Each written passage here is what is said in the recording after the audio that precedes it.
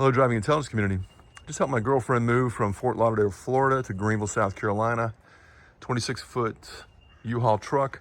I actually plan on doing a full-blown video on what it's like to travel with a big truck like this, 26 foot. It's the biggest one U-Haul rents.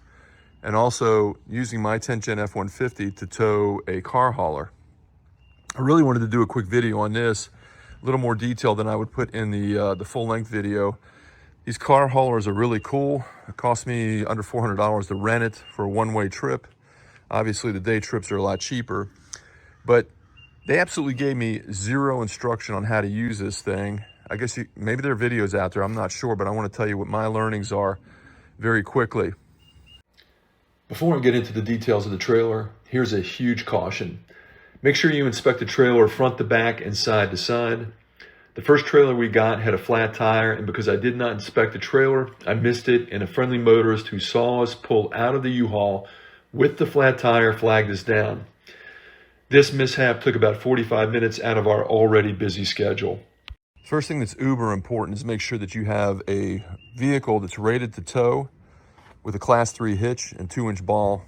If you don't have that, it's a no-go.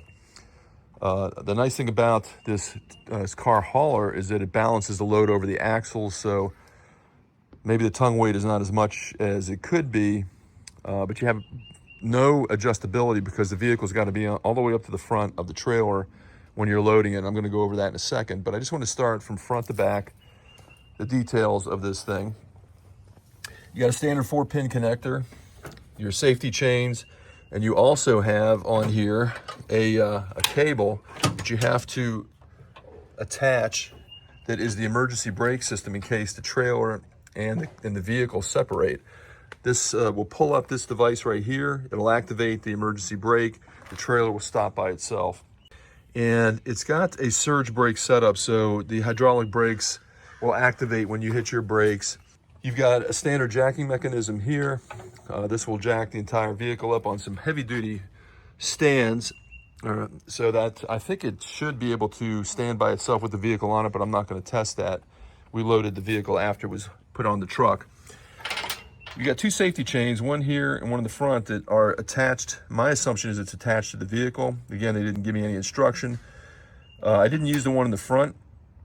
I did use the one in the back. I'll get to that in a second, but this helps secure the vehicle in case the ratchet straps break or come loose, and it keeps the vehicle from either sliding off the back of the vehicle or going forward.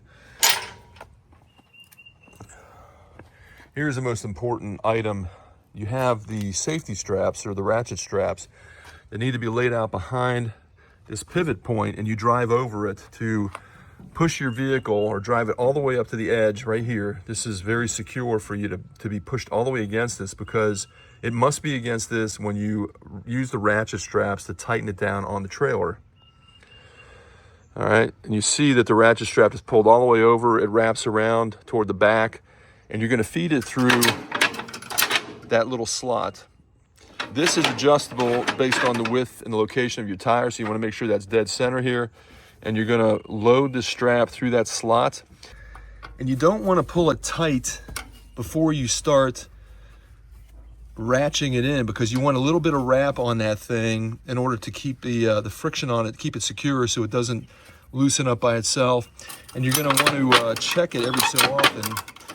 I checked it every time we stopped, and it was always just a click loose, so this strap will stretch a little bit on the trip. Quick note, as I was trying to disconnect this, this ratchet needs to go all the way up, and you can see that it's cammed right here. So that, let me show you if I can get this thing back up. This part right here locks this pin, and you got to pull this handle, go all the way up, and as that pushes this down, and you can rotate this pin to get the strap off. Now let's look at the rear safety chain that prevents the vehicle from rolling off the trailer. I've already disconnected it. Actually attached it, there's the chain. We attached it to the receiver hitch here, so in case something happened with the ratchet straps up front and the vehicle started moving backwards, it wouldn't come off of the trailer. When the vehicle was loaded on, I didn't realize that the fender folds down, so I couldn't get the door open. I thought I was gonna have to crawl through the window, but it turns out that this folds down And you have, similar to what they have, I think, on Jeeps, that this rubber thing pulls tight on this location here, front and back. Makes it easy to get the door open all the way, no problem. Here you have the ramps that push in and out. There's a clip underneath that holds them secure so you won't have any problem with them sliding out. And what else? This is actually an excellent trailer. The thing is, this thing by itself weighs over 2,200 pounds. And that's it. Let me know if you have any experience using one of these trailers. I'll never use a car dolly that only supports the front wheels and drags the rear wheels again. This is truly the best option if you're towing a vehicle and your tow vehicle can handle the load. In my case, that was over 6,000 pounds of towed weight. See you next time on Driving Intelligence.